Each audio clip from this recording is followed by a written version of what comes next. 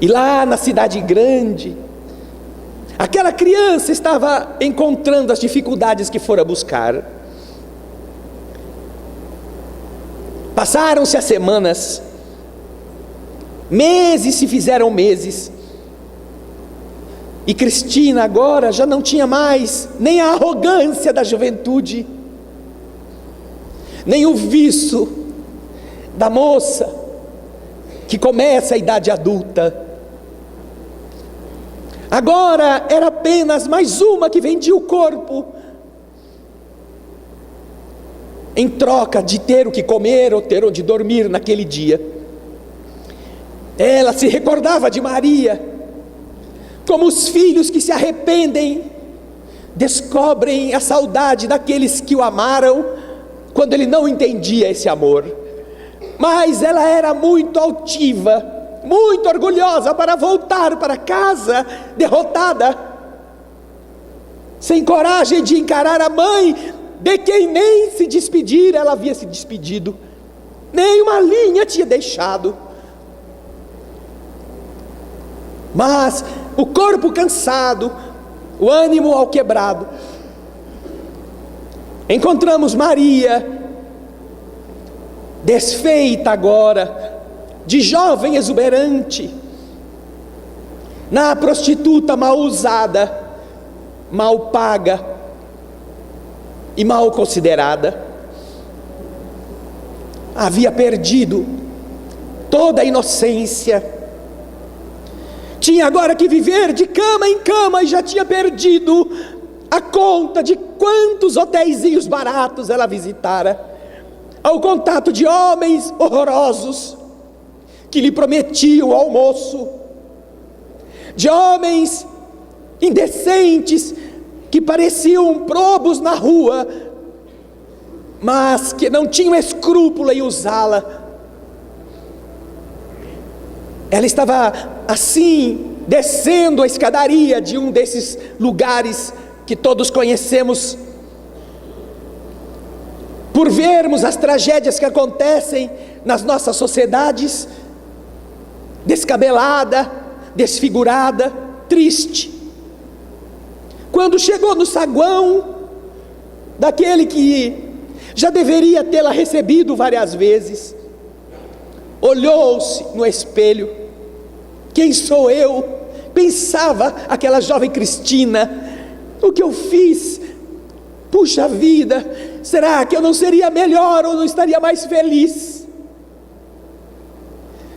Cozinhando feijão no fogão a lenha, naquela casinha, e ela estava pensando enquanto se ajeitava, quando olhou assim, de relance, e viu uma foto que ela conhecia. Aquela não podia ser, era uma foto daquela que ela amava, daquela que ela não sabia o que estava pensando dela. Não é possível. Agarrou a fotografia como quem recupera a esperança, olhou, é minha mãe, o que minha mãe está fazendo aqui?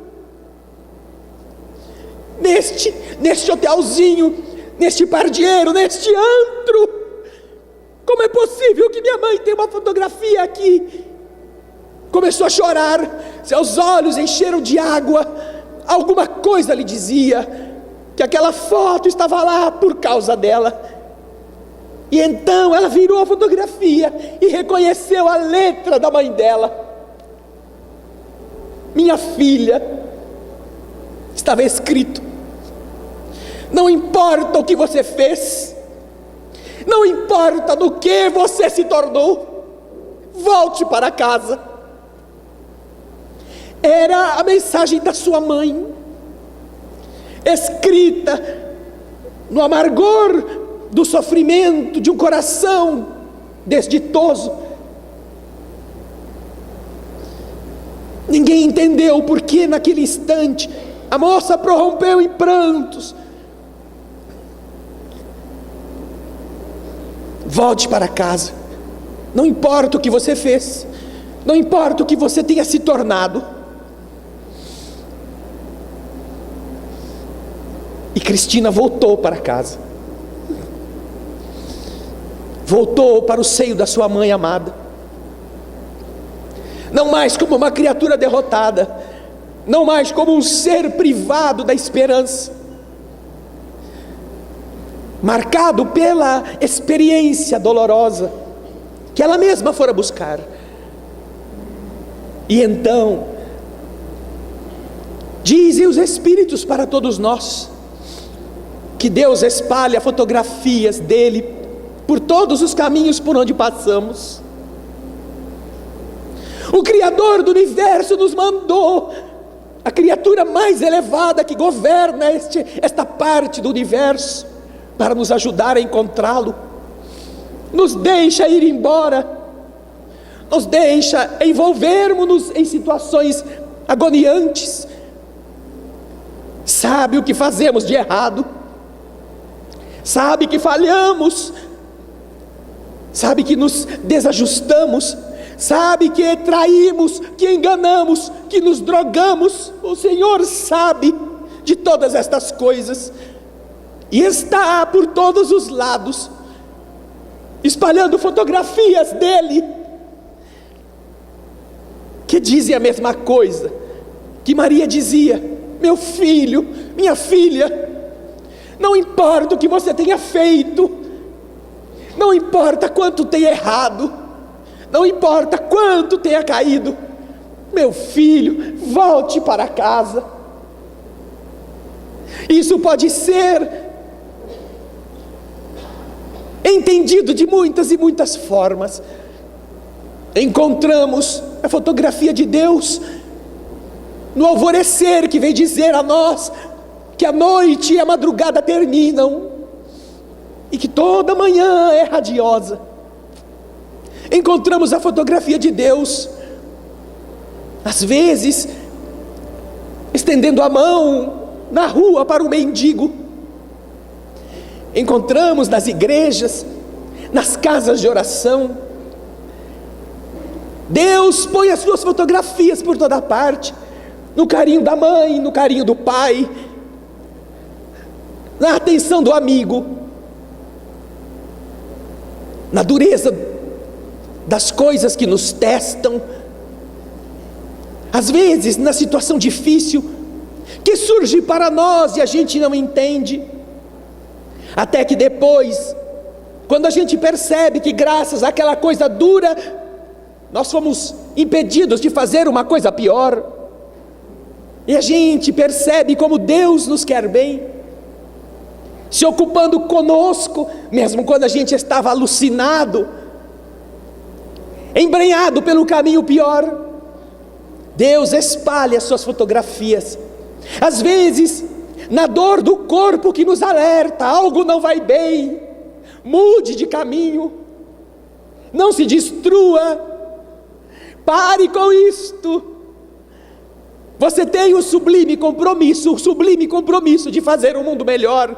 Não te dei o corpo para você se tornar um instrumento que vem estragar a vida dos outros e a sua própria. Não lavrei uma sentença: todos os filhos que renascem estão condenados ao sofrimento. Não, em nenhum momento, diz Jesus, misericórdia eu quero, não o sacrifício.